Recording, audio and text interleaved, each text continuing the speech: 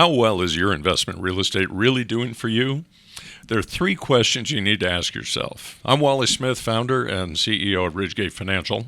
And I'm Alex Stavorowski, financial advisor at Ridgegate Financial and Impact 1031. And over the past few years, we've talked with thousands of real estate investors about the very questions we'll be discussing today. And those three questions are: how hard are you working for your passive income? When does a 1031 DST strategy not make sense for you? And why did you start real estate investing in the first place? All that and more on today's episode of the 1031 Show.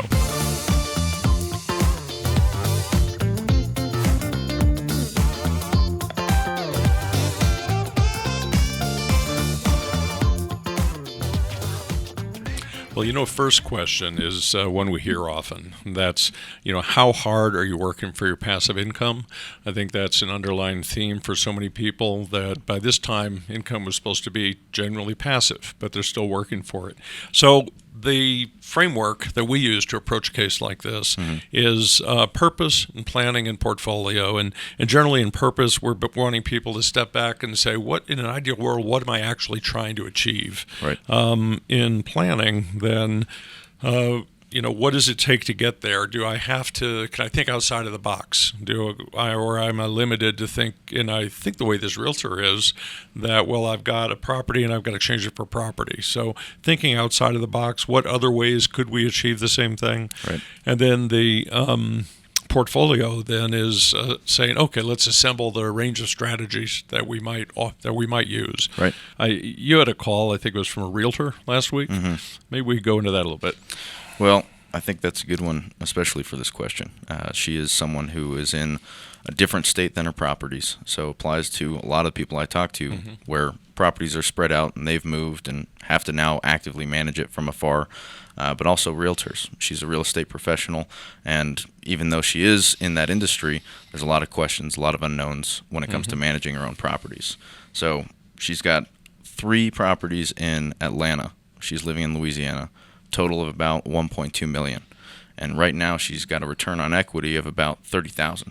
So, not the worst we've ever heard of, but certainly not as high performing as the properties could be, especially for the time and headache that she's putting into trying to figure out how am I managing these from a distance. And at that point, it becomes more of a question of return on time, return on effort and energy than it is the return on equity and the numbers she's getting, even though that's probably underperforming for what she could be using from the 1.2 million. So the box that she's in really is thinking, I've got real estate and I need real estate. Right. And that's true with a 1031 exchange. Have to do that. Our framework, and I think this is really what we want to get across, is there is a process, a formulaic framework to be able to look at the situation and then get clarity on that. And it really starts with purpose, which is, asking why. What are you trying to achieve with this investment? Why did you get into this investment in the first place? Right. And then after that, it's planning and portfolio. We'll talk about that a bit. So in a case like this, how would you apply then the purpose planning portfolio framework? Well, in the initial call, when we're talking with anyone, especially somebody that's coming in or coming up on sale of a property, the purpose is the most important thing to start with. That's why it's the first thing we look at. What are they actually trying to achieve? Not what do they think they can achieve, not what do they already have in mind for where this ends up, but big picture. Let's take a step back from this one transaction. What are you actually trying to achieve? For her, the achievement of bringing these properties back under her control, not having to be a burden on her family or her son, and making sure that the properties are actually working for her to her benefit. She's not living off of this income in retirement, but it's certainly supplementing things for her. So with that in mind, the purpose, when you first start talking with someone, is very segmented to the real estate, how it's working, and not as a bigger picture of their lifestyle and what they want to achieve. So being able to detach somebody from the emotions of their real estate, which, as we know with real estate investors, can be tricky. Yeah, that's more often the norm. People are attached to it for one reason or another. Right. But in that situation, it's what's the scenario that you're looking to accomplish with any investment, not just the real estate. And for her, it was truly bringing these properties back under her own ability to manage them. Very good. So the idea of being able to say in an ideal world, I've got this much assets, and let's forget that it's real estate. Let's pull away from that and not be confined into, well, I've got to do this exact thing. And I think that's what we see a lot. People will come in and say, I need to do this. Right. And we'll say, well, maybe you do. Great. Or it might be, well, what are you really trying to achieve? And I think that's the point that comes across, I hope comes across, is to generalize away from a specific idea walking in and see if there's a better way, and that's what we call the planning impact of the exchange. What are you trying to do with it? We're trying to plan and make the exchange work the best. So, well, and that's something where, as we got more into the conversation and got past some of the initial details and numbers that she was talking about with the real estate, it was, well, I want to travel right now in retirement. I'm recently retired, looking to get out, but the only places I can travel are to Atlanta because I'm always worried about these properties. Yeah. And so we can look at the numbers, we can look at the location of the properties and come back to our question of how hard are you actually working for your passive income, because she could not only be improving on the passive income potentially, but doing so in a way that is truly passive for her to live her lifestyle and travel wherever she wants, not just where the properties are. Well, I think that's what we call a job. If it's, if you're working for your passive income, then that sounds a lot more like a job than having the assets work for you. Did you, as far as that case, what other ideas would there be about, ways to skin the cat? She's looking for a decent return on equity. Frankly, in her case, we could improve on that quite a bit. But then asking her to break the paradigm a little is, does she really need to own property in Florida to make this happen, for example? And that's part of the planning. After we've gotten some more into the purpose, how are we actually going to achieve that, and what tools are available? Not only making sure that she's aware of them, but giving her a comparison to say, if you do it this way and you end up with actively managed properties, what kind of troubles are you still going to have? Yeah. How are you going to be limited from achieving the lifestyle you want? Well, I think that case is, again, it's fairly common, but I think you did her a solid by being able to let her know that it's a world beyond what you're, the preconceptions of what you're confined to. Right. And so, I understand that one is moving along. You're helping her. This is what we do. It's purpose planning a portfolio. It's a framework we apply that is not a matter of selling a product, selling something to someone. It's a matter of helping them find the best solution for that. We're actually, very happy to help people do that. If they want to book an appointment with us, that's how we work. Want to find out what is the situation, then we apply our framework to it, and usually get some good direction on where to go from there. So, our second question for the day is, when should someone not pursue a 1031 exchange or a DST solution, perhaps at all? So often people will have done their research, they'll call and they'll say, hey, I think I know what I need. Can you sell me something? Right. Well, that's not what we're here for. Okay. I know there's one of your clients, we've been working with them for 15 months now, and that one has taken quite a course, of what he wanted to do, what he thought he wanted to do. Right. Can you talk about that one? I can. So with that situation, really applies to a lot of the investors and real estate owners that we work with that have triple net properties, commercial properties already in place, and they're coming up on some sort of transition point. For him, he's owned this property for a number of years, has a long-term tenant in place. It was a good fit. They had customized the property to their uses. They had a 3-year deal in place where they were going to buy it at the end of 3 years. Well, he's coming up on the end of that 3 years, and he's looking at negotiating. Are they going to buy it? Are they going to leave? Is he going to have to sell it? In his mind, they hadn't made any indication that they wanted to buy the property per the lease. And it's been a good relationship. They've been a good tenant. They paid their bills. Property works well for them. Right. But it's purely because they're coming up on the end of the lease that kind of put them in a position, especially in today's market, put them in a position, maybe a position of strength to negotiate. Right. So for him, getting the ducks in a row for doing a 1031, should he need to sell the property, was where he came to us with that problem. It was, how do I do a 1031 with this property? What are my options? And we went back to the negotiation table essentially to say you may not have to do a 1031. You're holding all the cards here. You have the ability to sell or not, depending on what they come back with for the lease negotiation terms. And the possibility of a 1031 strategy, while an option on the table, might not necessarily be the best if he has that tenant in place with a strong ROE and is able to keep that relationship alive. So, applying our framework, the framework is purpose, planning, and portfolio. His purpose, then, it wasn't like this was a make or break it. He had to get this deal done to have, I mean, he's got a good lifestyle. This is a relatively small part of his portfolio. So, specifics for him were what? What was his purpose? Well, the purpose of his entire real estate portfolio has been supplementing their lifestyle to some extent. And over the years and working with us the last 15 months, he's got other retirement accounts and things that we manage for him that are already doing all of that.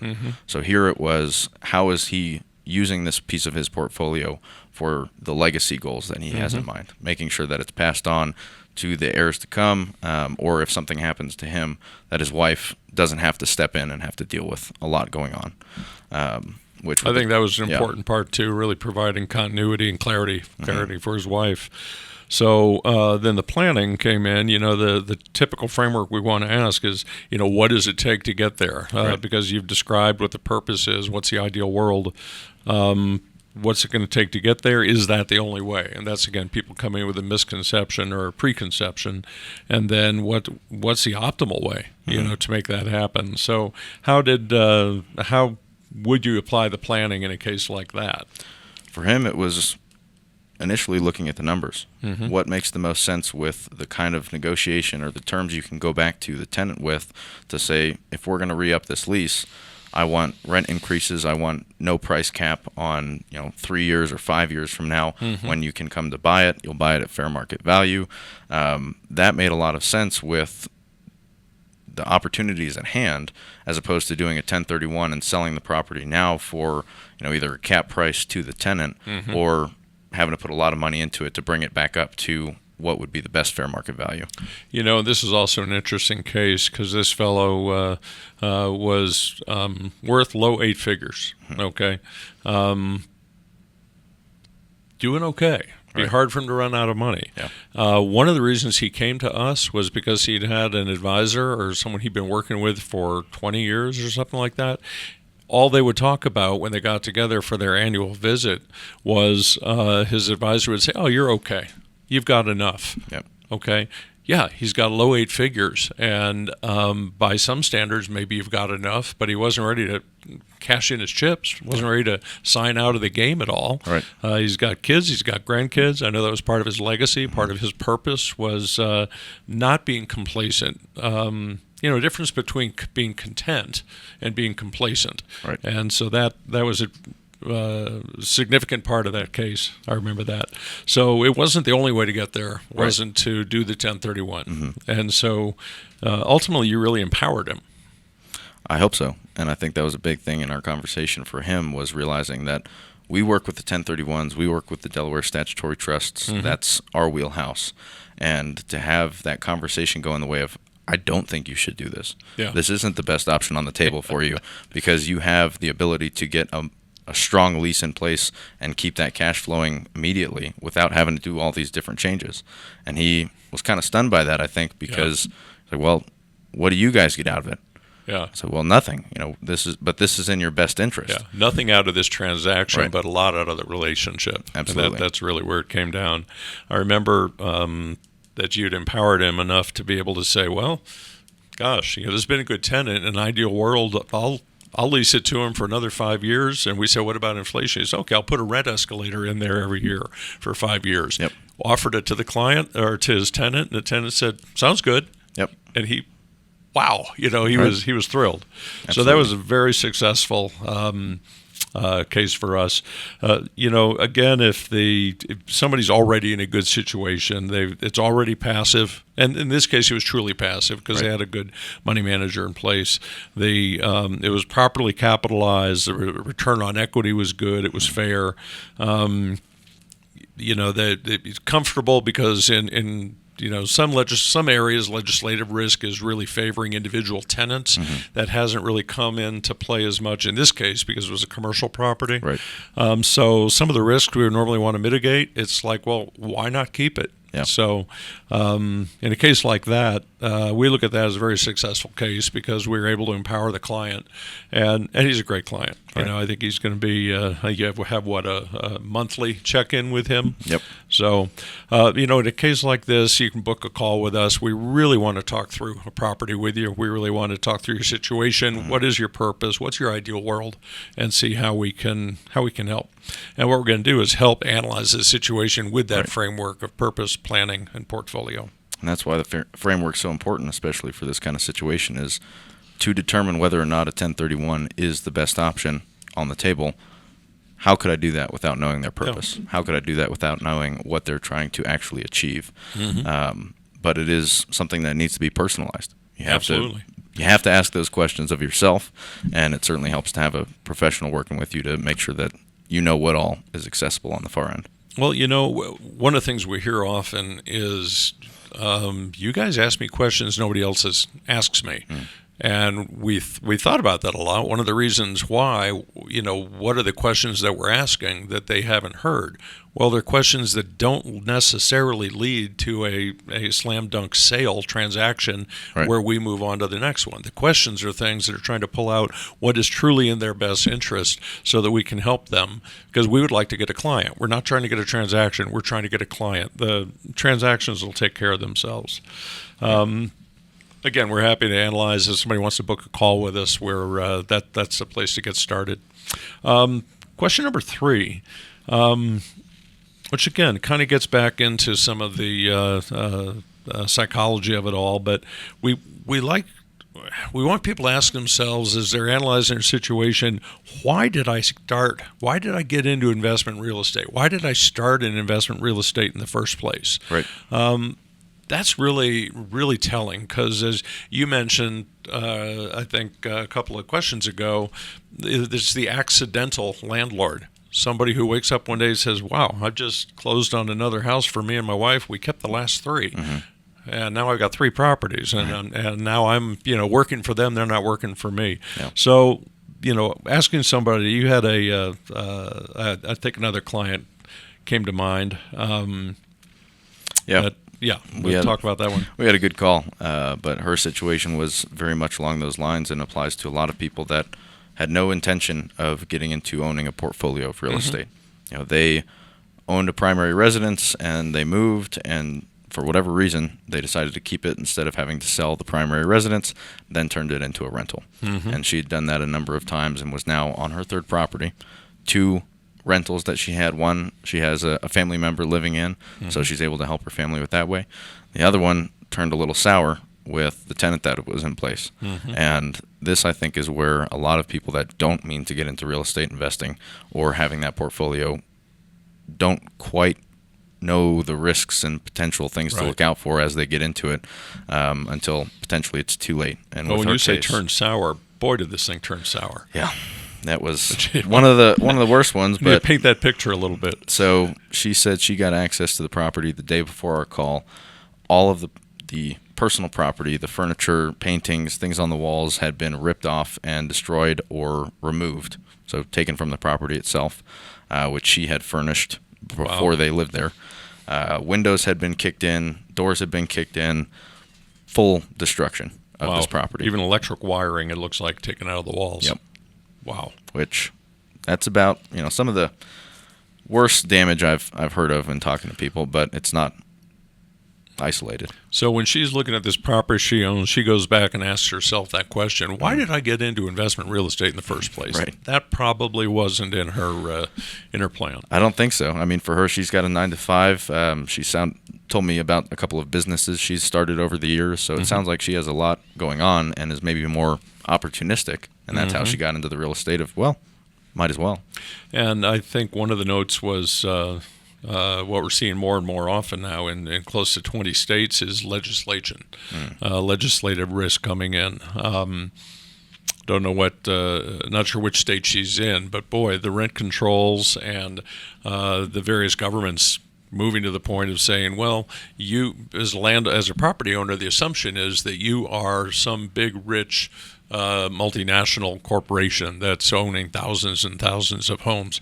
That's not who owns homes. Right. 2/3, 65% of the rental stock in the United States is owned by mom and pop. It's owned by baby boomers. It's owned by these accidental landlords that we've talked about. And so, no, they're not an unlimited deep pocket where you can, exert social change as much. So I think that was also a concern for her. So again, our framework applying is purpose and planning and portfolio. With purpose, why did she get into it in the first place? Mm-hmm. So with that situation, it was I happened into it. Yeah. The purpose behind getting into the real estate investing wasn't very clear for her even when I asked her, and it may have been one of those questions that nobody asked her before of why are you even here? What are we talking about? Which is always kind of funny when people don't have answers to those questions, because on one side it seems obvious, but on the other, time passes and you just go with the flow of things, and you've got a 9-to-5 here, you've got a business here, and the real estate just takes on a life of its own. Well, unlike real estate, with a lot of the other investment management stuff that we see, when we ask somebody, why do you own this or that, whatever it is, not necessarily real estate, but if it's any other kind of investments, the most common answer we get back is, well, that's what the guy was selling who I was working with, Right. So then for her, the planning is what's it going to take to get her where she wants to be. So at this point, moving forward with the real estate, she's in it now.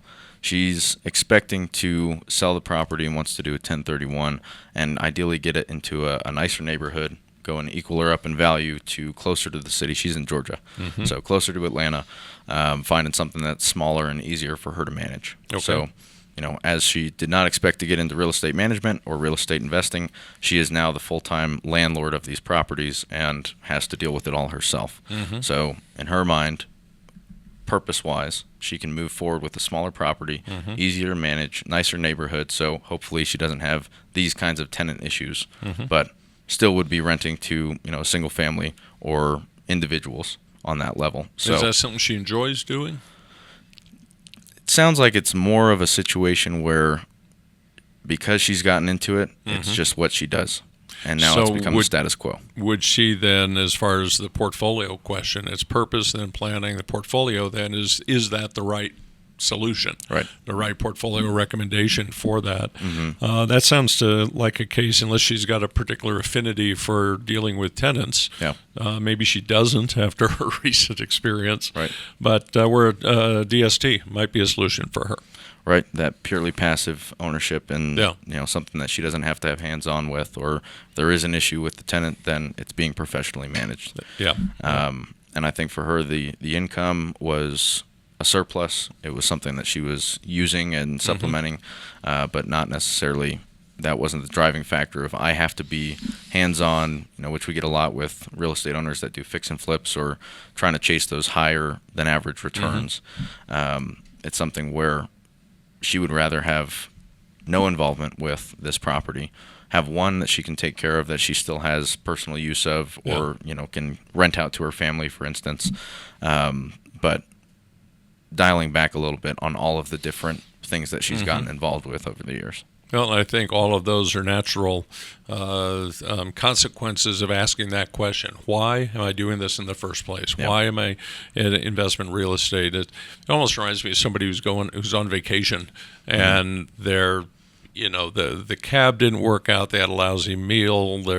Something happened, and they have to stop and say, "Wait a second, I'm on vacation. I'm going to enjoy myself." So you might wake up one morning and find yourself dealing with a situation you didn't plan on having tenants destroy a property. But being able to remember, from time to time, why did you really get into real estate in the first place, investment real estate? Right. And then it's a continuity, because it may be, especially with the baby boomers we talked about, we see properties, residential real estate depreciates over 27 and a half years unless you do cost segregation, but it's a straight line, 27 and a half years. We have an awful lot of property come in that's fully depreciated. People have owned it 30 years or more, and life changes, goals change, where you live, what your kids need, what your family needs. So, all of those, the original goals, I think, is kind of like, well, honey, why did we get in this in the first place? That doesn't exist anymore, right? So I think reminding yourself of that is very important. So that's why those are three of the strongest questions that we have to ask. If anybody wants to kind of go through their questions, apply a framework, we can help them do that, help them talk through, and just being a sounding board, really, help work through the different possibilities. There are available resources that we have. I don't know if you can review those, Alex, for us there. Yeah, so we've got full episodes of the 1031 show and our other podcasts that cover the range of strategies we work with, both in and out of real estate. Finance Bites are short clips taken from our full-length podcasts and used to just really hit on the key points that we discuss. We have a 3-hour course on the 1031 exchange and DSTs as part of Ridgegate Academy. We have educational courses, video case studies, and other resources talking about more of the questions like we discussed today. And that's been great as a deep dive because we have a lot of people call in who really want to learn about it. Yeah. They don't want to be caught off guard because they've been so conditioned that the 1031, it's scary, and the deadlines and all. There's so much to know. Yeah, there is, and we teach it all very thoroughly on that course. Right. And then just personalizing that framework, I think, is the first step to really having an understanding of what does my situation actually look like, and not letting all of the rules and regulations of the 1031 and the timeline keep you from that. Because I've talked with people where they looked into the 1031, got so startled or scared by the regulations they had to meet, they just decided to avoid it altogether. Yeah. I'd rather pay the taxes than have to deal with all of that and find another property and all of this. I didn't even get into real estate intentionally. Yeah. But here I am, and I don't want to deal with all of that. So let me pay my bill and get out. And get out, and then have property that'll or have money that they've got to figure out where to invest it. Right. It's going to be invested. If not in real estate, it's going to have tax consequences. So I think, in closing, the 1031 exchange has been around for 103 years now. Okay. It's on the chopping block every election cycle. It's one of those political things. I take comfort in the idea that the vast majority of legislators at the federal, state, and local level own real estate. Yeah. So I think it's probably going to continue to be around, but it really is one of the greatest wealth building tools in our country. So we're happy to help people navigate the best way. Use the framework, Purpose Planning Portfolio. Give us a call. Get on our calendar. We're happy to help out. Absolutely.